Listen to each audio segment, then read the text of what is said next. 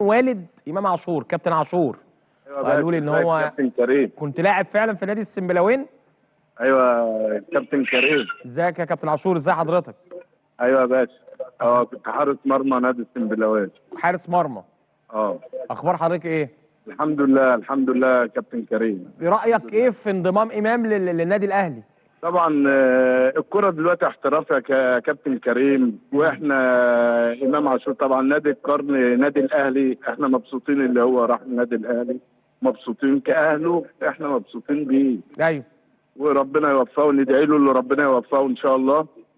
ويبعد عنه الاصابات يا رب، وربنا يكرمه ان شاء الله. اكيد طبعا، يعني امام من اللعيبه المميزين جدا، وكان يعني السنه اللي فاتت من احسن اللعيبه في مصر قبل سفره الى ميتلاند الدنماركي.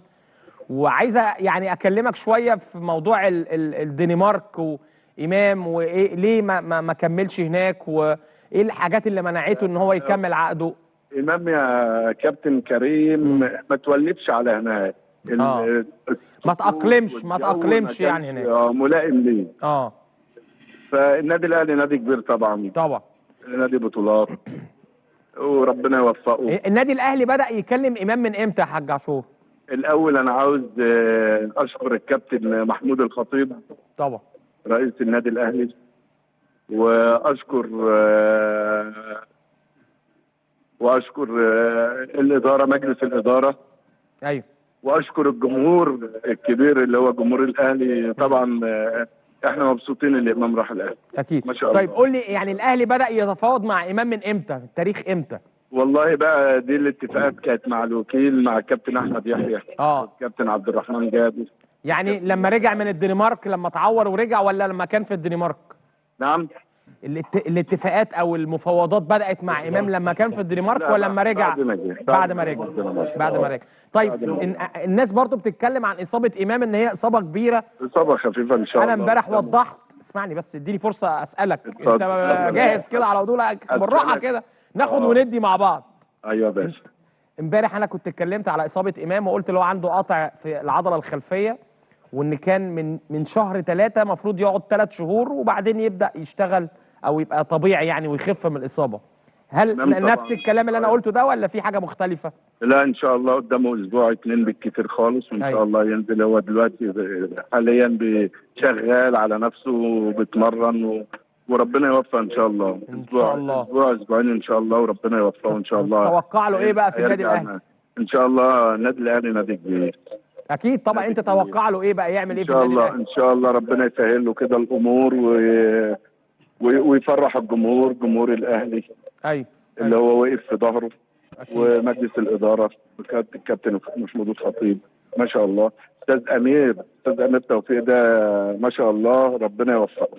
اكيد ربنا يوفقه. بشكرك. امبارح الاستاذ جمال جبر.